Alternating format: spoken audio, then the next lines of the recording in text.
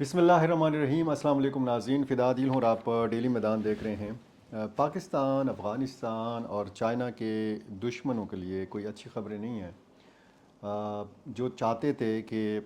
غلط فہمیاں پیدا ہوں، کشیدگی مزید بڑھے پاکستان اور افغانستان کی، اور چین اور پاکستان کے مابین بھی غلط فہمیاں پیدا ہوں، ان سب کے لیے اچھی خبریں نہیں ہیں۔ ایک تو ان سب کے لیے بری خبر کابل سے آئی ہے، اور یہ بری خبر جو ہے یہ پاکستان اور افغانستان دونوں کے لیے اچھی خبر ہے۔ خبر یہ ہے کہ پاکستان اور افغانستان کے درمیان تجارت اور ٹرانزٹ سہولیات سے متعلق دو طرفہ جو معاہدہ ہے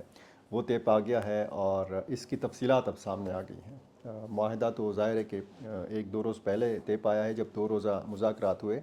افغان حکام اور پاکستان سے جو تجارتی وفد گیا تھا سیکٹری تجارت خرم آغا کی قیادت میں، اور اس دورے کی دعوت دی گئی تھی افغانستان کی طرف سے، کیونکہ ایک ضرورت محسوس کی گئی تھی کہ جیسے پاکستان نے یہ کہا تھا کہ 31 مارچ تک یہ آخری تاریخ ہوگی، اور اس کے بعد پھر تورخم بارڈر پر یا کسی بھی سرحدی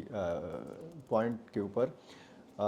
کسی افغان ٹرک کو پاکستان میں داخل نہیں ہونے دیا جائے گا جب تک اس کے پاس ویزا نہیں ہوگا، پاسپورٹ نہیں ہوگا، سفری دستاویزات نہیں ہوں گی۔ افغانستان کے تاجر اور یہ چاہتے تھے کہ ماضی کی طرح جس طرح ہوتا رہا ہے کہ بغیر اس طرح کی پابندیوں کے کم از کم جو تجارتی گاڑیاں تھیں وہ آتی جاتی رہیں، لیکن پاکستان نے اب چونکہ فیصلہ کر لیا تھا اور اپنی پالیسی میں تبدیلی کے بعد یہ فیصلہ کیا تھا کہ سرحدی مقام پر باقاعدہ وہ جو دو ملکوں کے قوانین ہیں، ایک ملک کا قانون ہے، پاکستان کا قانون ہے، وہ نافذ العمل ہوں گے، اور غیر قانونی طور پر کسی کو بھی آمد و رفت کی اجازت نہیں دی جائے گی۔ تو ظاہر ہے کہ ایک مشکل صورتحال تھی، اور وہ تاریخ بڑی تیزی کے ساتھ قریب آ رہی تھی۔ 31 مارچ کی 1 اپریل سے یہ سلسلہ پھر شروع ہونا تھا، اور یہ خدشہ تھا کہ اگر یہ مذاکرات نہ ہوتے، یہ معاہدہ نہ ہوتا، تو 1 اپریل کے بعد پھر ہم دیکھتے کہ پاک افغان سرحد کو بند کر دیا جاتا، تورخم پر لمبی قطاریں لگ جاتی گاڑیوں کی، افغانستان کی سائٹ پر بھی اور پاکستان کی سائٹ پر بھی۔ ایک دوسری جو بری خبر ہے پاکستان اور چین کے دشمنوں کے لیے، وہ یہ ہے کہ چین نے واضح کر دیا ہے کہ جو بشام شانگلہ کا واقعہ ہوا ہے، اس قسم کے واقعات پاکستان اور چین کے مابین غلط فہمیاں پیدا نہیں کر سکتے۔ ایسے واقعات ماضی میں بھی ہوتے رہے ہیں، اور ہو سکتا ہے مستقبل میں بھی ہوں، لیکن چین کی یہ جو وضاحت ہے یہ بہت سو کی امیدوں پر پانی پھیر دیا ہے اس بیان نے، کہ چاہے جس طرح کے بھی حالات ہوں، اب ظاہر ہے کہ چین جو ہے وہ بچہ نہیں ہے۔ چین اگر افغانستان میں سرمایہ کاری کرتا ہے تو اس کو افغانستان کی صورتحال کا پتہ ہے۔ چین اگر پاکستان کے اندر سرمایہ کاری کر رہا ہے یا اپنے ماہرین، اپنے انجینئرز یہاں بھیج رہا ہے مختلف پروجیکٹس کے لیے، تو اس کو معلوم ہے کہ پاکستان کی صورتحال کیا ہے، اس کو معلوم ہے کہ سی پیک کا دشمن کون ہے، اس کو معلوم ہے کہ کون سی تنظیمیں، کون سی بڑی طاقتیں جو ہیں یہ اس حوالے سے سازش کر سکتی ہیں۔ تو ایک خبر یہ آئی تھی کہ داسو اور دیا میر بادشاہ ڈیم اور جو تربیلا توسیع منصوبہ ہے، یہاں پر سینکڑوں جو چینی انجینئرز کام کرتے ہیں انہوں نے کام روک دیا ہے، وہ کام پہ نہیں جا رہے، یا جو کمپنیاں ہیں چینی انہوں نے اپنے ملازمین کو کہا ہے کہ جی تا حکم ثانی آپ کام پہ نہ آئیں۔ تو ایک تعطل تھا، لیکن وہ جو ایک فیصلہ کیا تھا چینی حکام نے کہ چین خود اس واقعے کی تحقیقات کرے گا، چینی تحقیقاتی ٹیم جو ہے وہ پاکستان پہنچ چکی ہے۔ وزیر داخلہ محسن نقوی نے اس تحقیقاتی ٹیم کو باقاعدہ بریفنگ بھی دی ہے ابتدائی۔ اب یہ ٹیم باقاعدہ اسپاٹ پہ جائے گی، تحقیقات کا آغاز کرے گی، اور یہ بتایا جا رہا ہے کہ اگلے 1-2 دنوں میں جن جن پروجیکٹس پہ کام روک دیا گیا تھا وہاں پر دوبارہ کام کا سلسلہ شروع ہونے جا رہا ہے، اور وہ تمام سرگرمیاں بحال ہونے جا رہی ہیں کہ جو اس واقعے کے بعد معطل کر دی گئی تھیں۔ پاکستان نے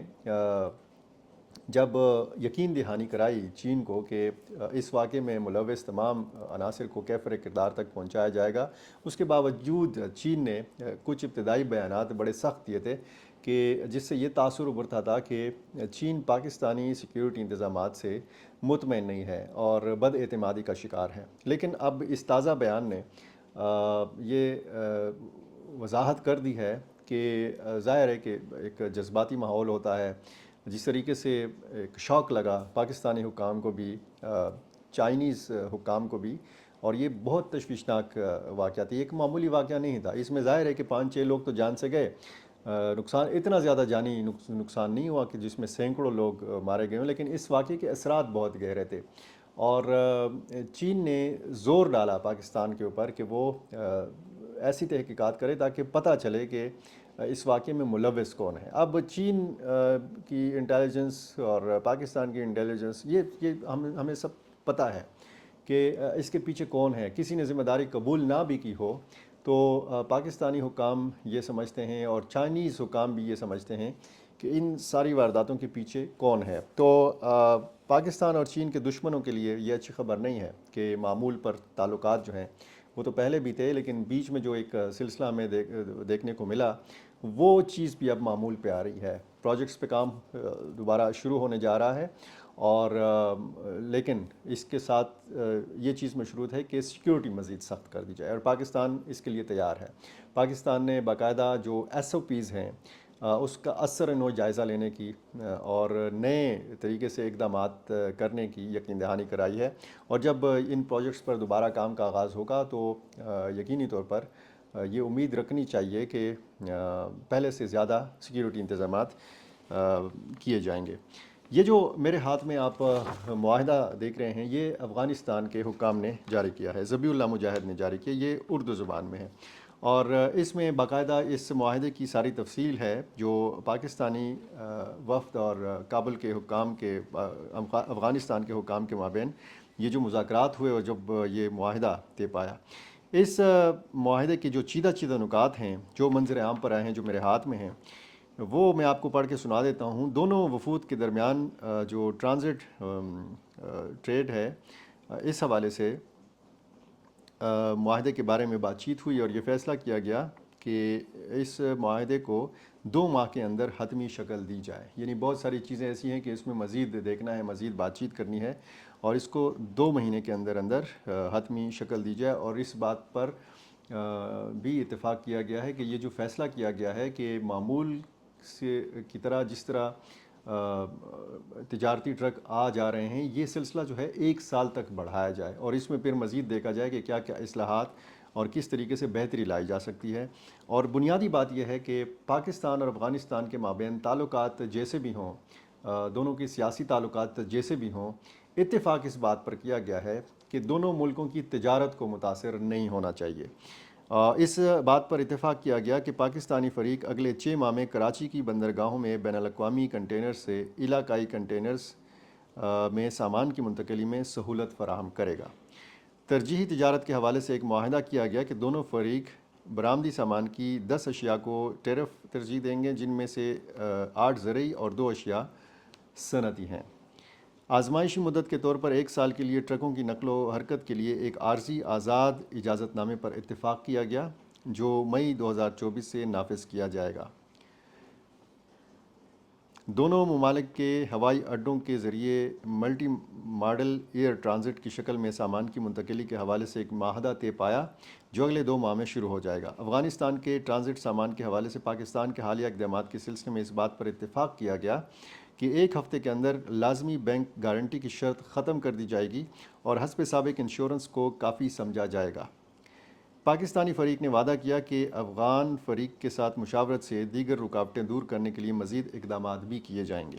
دونوں فریقوں نے بارٹر تجارت سے باز رہنے، یعنی جنس کے بدلے جو اشیاء کے بدلے اشیاء کی تجارت ہے، بارٹر تجارت اس کو کہتے ہیں، اس سے باز رہنے اور بینکنگ تعلقات قائم کرنے اور اسے ترقی دینے پر اتفاق کیا.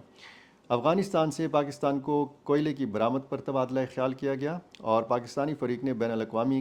قیمت پر افغانستان سے کوئلہ خریدنے کے لیے اپنی آمادگی کا اظہار کیا. اس بات پر اتفاق کیا گیا کہ افغانستان کے اندر برآمدی کپاس پر کیا جانے والا جراثیم کشی کا عمل کافی ہے. یہ بات قابل ذکر ہے کہ اسلامی جمہوریہ پاکستان کے اعلیٰ سطحی وفد کا یہ دورہ نائب وزیر تجارت محمد خرم آغا، یہ نائب وزیر تجارت لکھا ہوا ہے، یہ سیکٹری تجارت ہیں پاکستان کے، ان کی قیادت میں امارت اسلامیہ افغانستان کی وزارت صنعت و تجارت کی سرکاری دعوت پر تجارت کے فروغ کے لیے دونوں ممالک کے درمیان ٹرانزٹ تعلقات مستحکم کرنے اور انہیں مزید توسیع دینے کے لیے کیا گیا تھا۔ یہ انتہائی اچھی خبر تھی، اور اس دوران ہی اچھی خبر تھی کہ جب پاکستان اور افغانستان کے تعلقات کافی کشیدہ تھے۔ جب پاکستان میں جو بھی حملہ ہوتا تھا تو پاکستان کا یہ الزام ہوتا تھا کہ جی TTP نے یہ کیا ہے، اور TTP افغانستان میں موجود ہے، اور افغانستان کے جو طالبان جو حکمران ہیں وہ TTP کی سرپرستی کر رہے ہیں۔ تو اس کی وجہ سے پاکستان اور افغانستان کے تعلقات اور پھر تجارت کافی متاثر ہو رہی تھی، اور اس حوالے سے جب افغان مہاجرین کے حوالے سے بھی فیصلہ کیا حکومت پاکستان نے، تو اس پر بھی شدید ناراضی کا اظہار کیا افغان حکومت نے۔ اب جب یہ دعوت ملی پاکستان کو، تو پاکستان نے اپنا وفد بھیجا، اور اس سے پہلے یہ بات چیت ہوئی سردار احمد شکیب اور خصوصی نمائندے برائے افغانستان آصف علی درانی کی ملاقات کے دوران، اور سردار شکیب احمد افغانستان گئے اور انہوں نے اپنی حکومت کو بتایا کہ جی پاکستان بھی یہ چاہتا ہے کہ بات چیت کے ذریعے مسائل کا حل ڈھونڈا جائے۔ اب یہ جو معاہدہ ہوا ہے یہ اس بات کا ثبوت ہے کہ بہت سارے معاملات اگر ہمارے افغانستان کے ساتھ خراب بھی ہیں، لیکن دو طرفہ جو تجارت ہے اس کو متاثر نہیں ہونا چاہیے۔ اب اگر اسحاق ڈار نے یہ کہا ہے، جو ہمارے وزیر خارجہ ہیں، کہ کچھ پاکستانی تاجر یہ چاہتے ہیں کہ ہندوستان کے ساتھ تجارت کو بحال کیا جائے۔ اب مسئلہ کشمیر ہے بیچ میں، مسئلہ کشمیر تو حل نہیں ہوا، اس کے باوجود انڈیا کے ساتھ تجارت کی بات اگر ہو سکتی ہے، تو پھر افغانستان جیسے ملک کے ساتھ تجارت کی بات کیوں نہیں ہو سکتی؟ تو یہی وہ چیز ہے، اور کہ جس کا انتظار تھا، اور افغانستان کی حکومت کو بھی انتظار تھا کہ جب پاکستان میں الیکشن ہوں گے، پاکستان میں جب ایک نئی حکومت قائم ہوگی، تو بہت سارے معاملات سدھار کی طرف جائیں گے، بہتری کی جانب جائیں گے، اور وہی ہو رہا ہے۔ یہ ایک بہت پازیٹیو خبر ہے، بہت اچھی پیش رفت ہے پاکستان اور افغانستان کے مابین، اور اسی طرح کی اچھی پیش رفت کی امید ہے پاکستان اور چائنا کے معاملات کے حوالے سے بھی۔ اب دیکھنا یہ ہے کہ یہ تینوں ممالک کے آپس کے جو معاملات ہیں یہ مزید کہاں جا کے رکتے ہیں، کہاں بڑھتے ہیں، کتنی مزید پیش رفت ہوتی ہے۔ جو بھی نئی ڈیولپمنٹس ہوں گی میں آپ کے سامنے رکھنے کی کوشش کروں گا۔ بہت شکریہ۔